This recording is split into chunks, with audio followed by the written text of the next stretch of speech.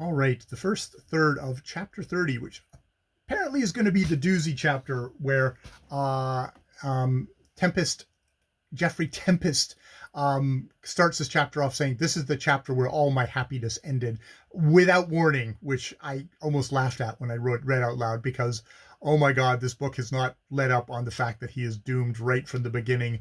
Um, Not only in, I guess it's being told retrospectively by a doomed um, unhappy Jeffrey Tempest, but just by the fact that it's been he's not been happy with his wealth from the very beginning. I think if there's the one weakness of this book, it's that Marie Corelli is very chaste and not very good at depicting fun or just kind of grotty sexy um abandoned. There's none of that. This is the most like the thing you have to say about Tempest is he's kind of lazy. When you talk about his pleasures, it's just like he's kind of like lazy. He doesn't do much with his wealth. That is like the extent of his evil, and that he doesn't believe in God. But for some people that would be a big deal, and for me not so much.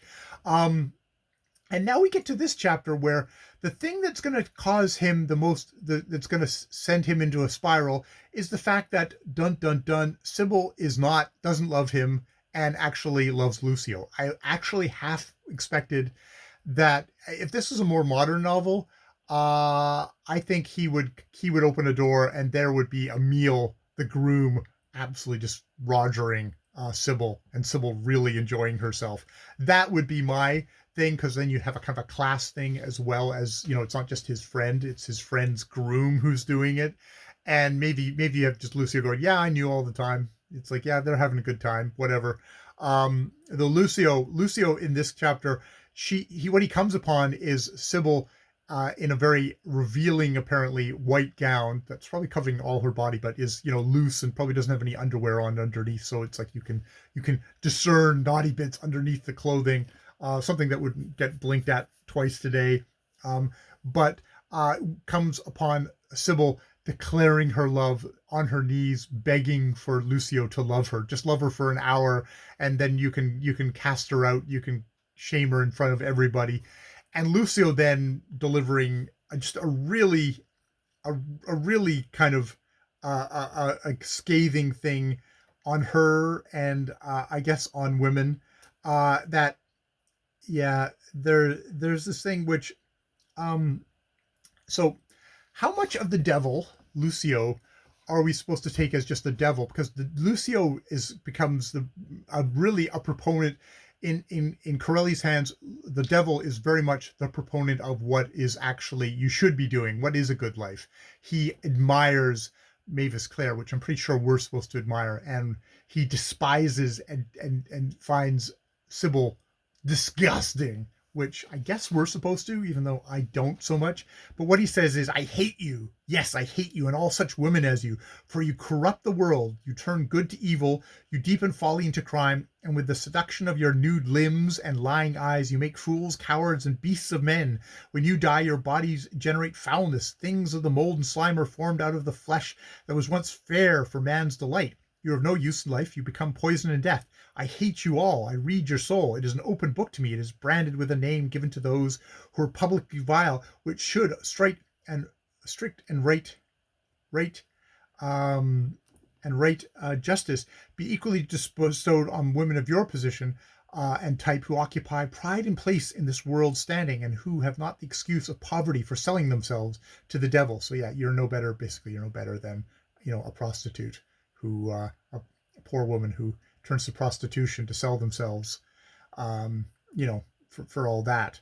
Um, and it also does seem like it's very much really hates women, because women should be the holders of virtue in this world, and it's because of you that guys like your husband are um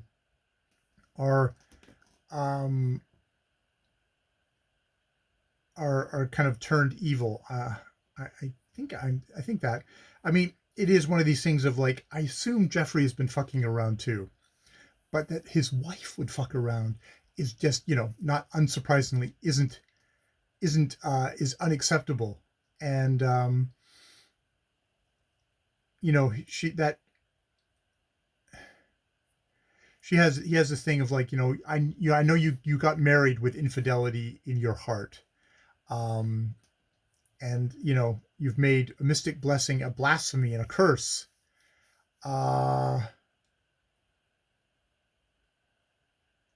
yeah, yeah, it's definitely, it's interesting how much of this is how much of all the shit is getting piled on Sybl.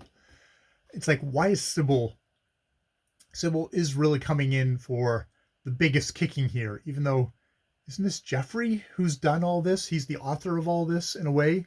He's forced Sybl into this. I mean, Sybl would have probably ended up in another arranged marriage for money.